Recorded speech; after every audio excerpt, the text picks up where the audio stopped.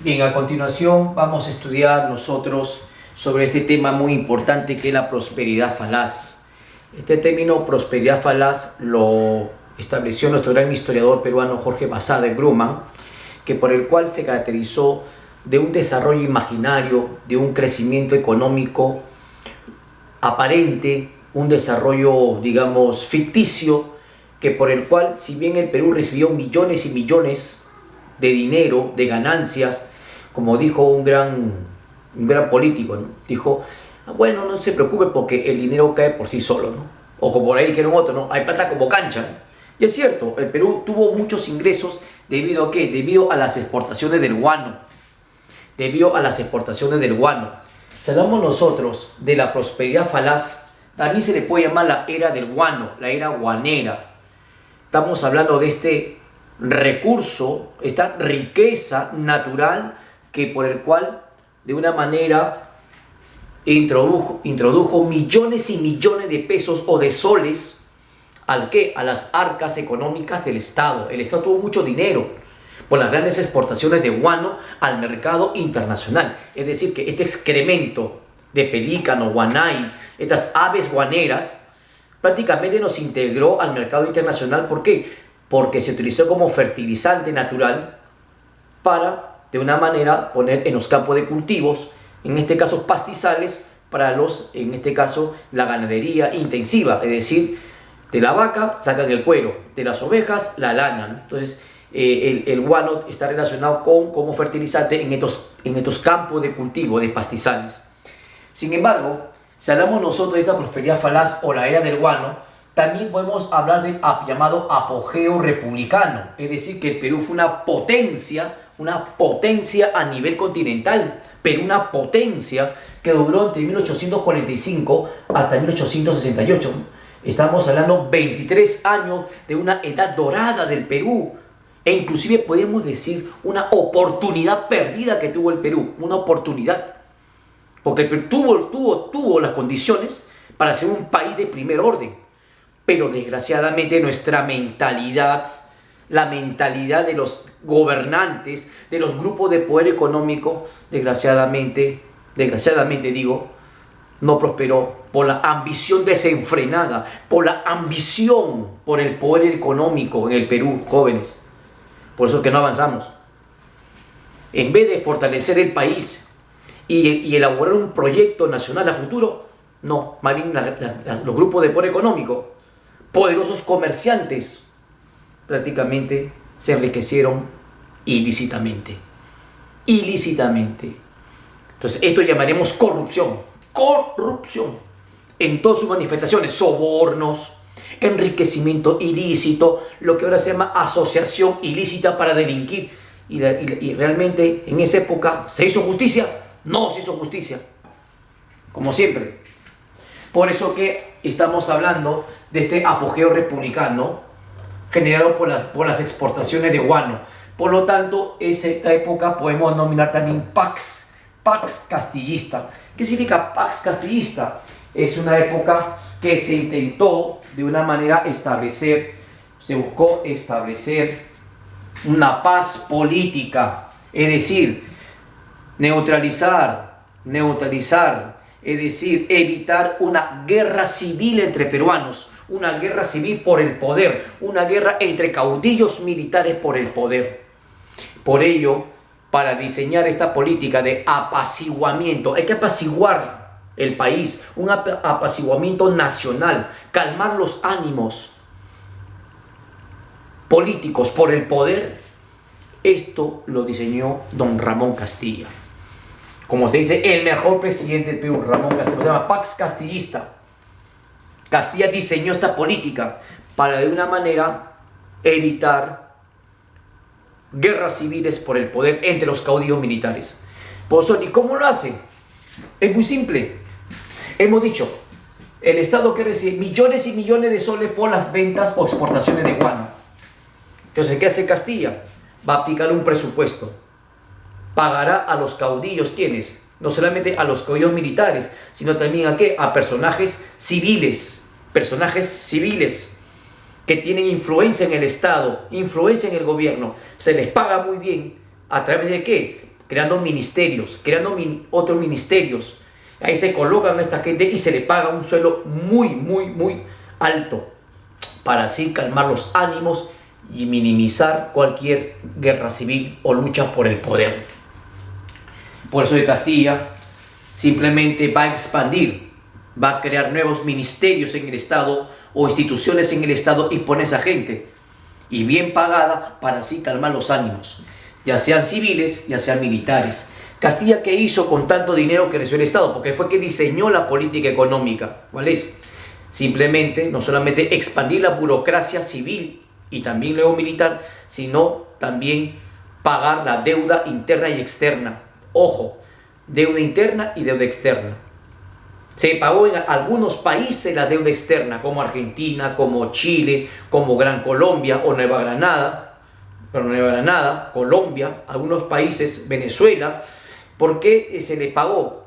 Por las guerras de la independencia se le paga, pero a Inglaterra se le pagó parcialmente a Inglaterra. Porque Inglaterra durante las guerras de la independencia no prestó dinero, pero se pagó parcialmente. Desgraciadamente fue una oportunidad perdida. El Estado hubiese pagado la deuda externa y estaríamos libres. Pero desgraciadamente no se cumplió. La libertad de los esclavos. La libertad de los esclavos negros se pagó. ¿Con qué? Con el presupuesto del Estado.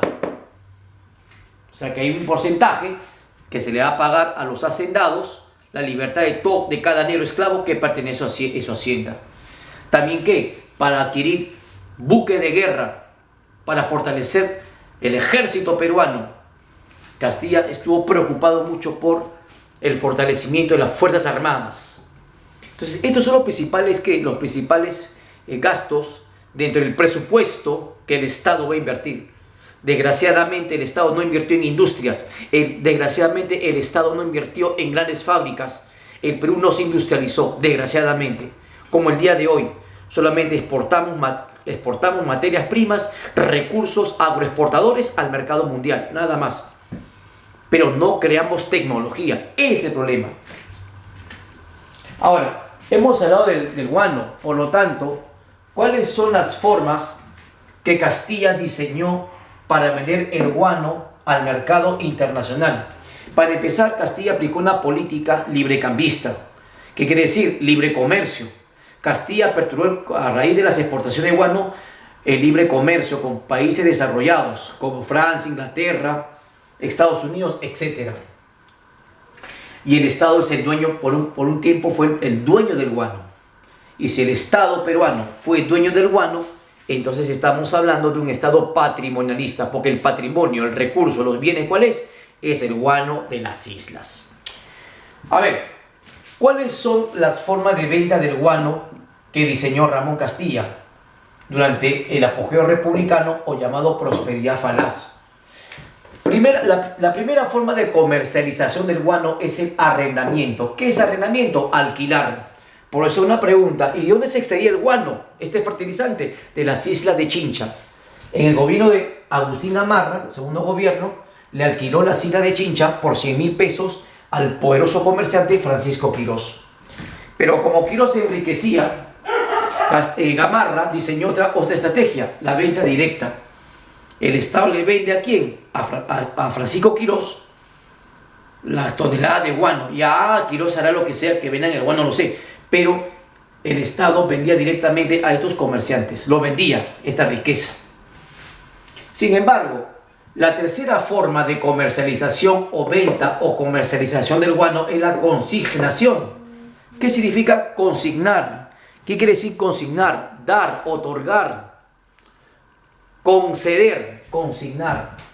O sea que si el Estado es el dueño del guano, entonces el Estado va a consignar a un representante, a un comerciante o a un llamado intermediario para que venda el guano peruano en el mercado internacional.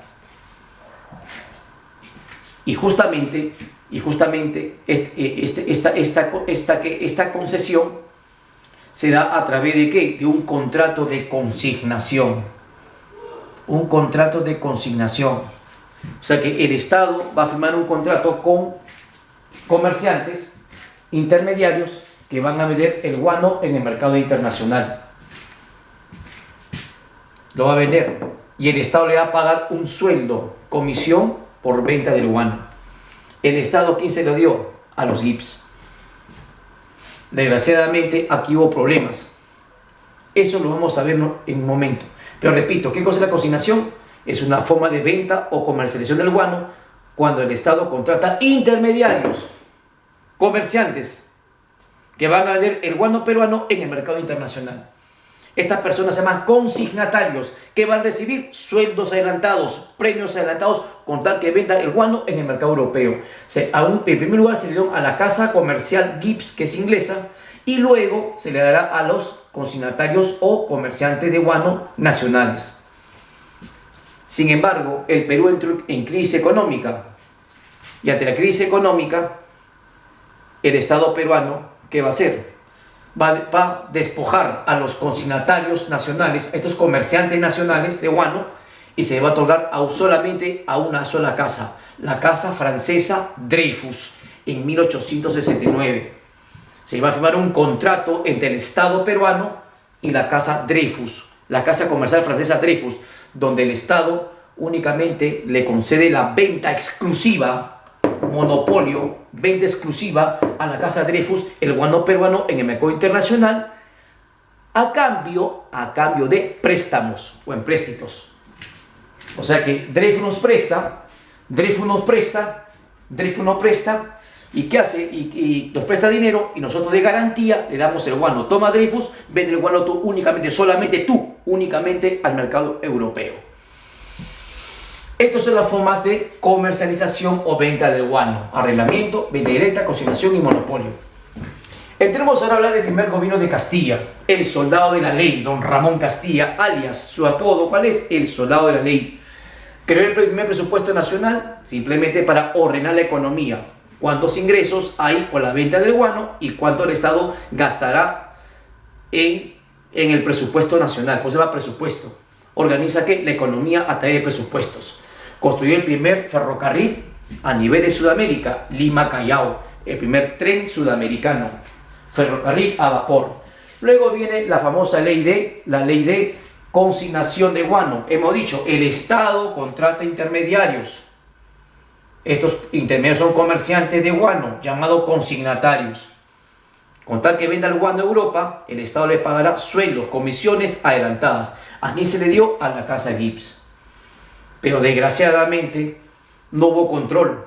Si una tonelada de guano costaba 1 millón de soles, los Gibbs y luego los comerciantes, los consignatarios nacionales iban a Europa y lo vendían a 3 millones de soles. Esa es corrupción. Adquirió el primer barco de guerra a vapor en toda Sudamérica, el Rímac. Construyó el mercado central. Promulgó la ley de consolidación. ¿Qué cosa es la ley de consolidación? Simplemente es el pago de la deuda interna a particulares.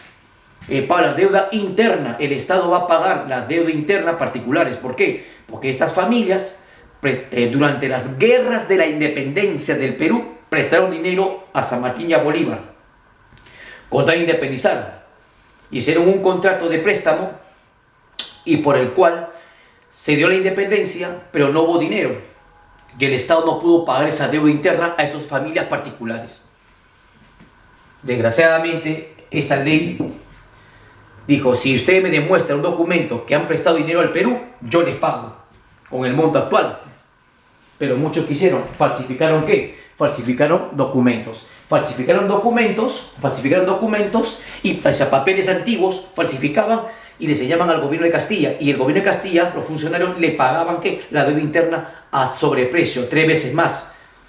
Entonces imagínense, acá hay corrupción y no pasa nada. Según sus defensores de esta ley, dice que no, es que era reforma para crear capitalistas, empresarios nacionales. No, se aprovecharon del Estado, saquearon el dinero del Estado con esta ley. Corruptos. Se adquirió un barco de guerra. Castilla dijo, si Chile compra un barco, el Perú debe comprar 2. Y se adquirió un barco de guerra como Gamarra, Guise y el Mercedes. Otro que era Limeña, la fragata Limeña. Y finalmente promulgó la ley de inmigración china. La ley de inmigración china porque no había muchos trabajadores en la costa y en las islas guaneras. Y trajeron a los chinos por un contrato de 8 años. Vinieron al Perú y fueron semiesclavos en las haciendas y en las islas guaneras. Fueron semiesclavos.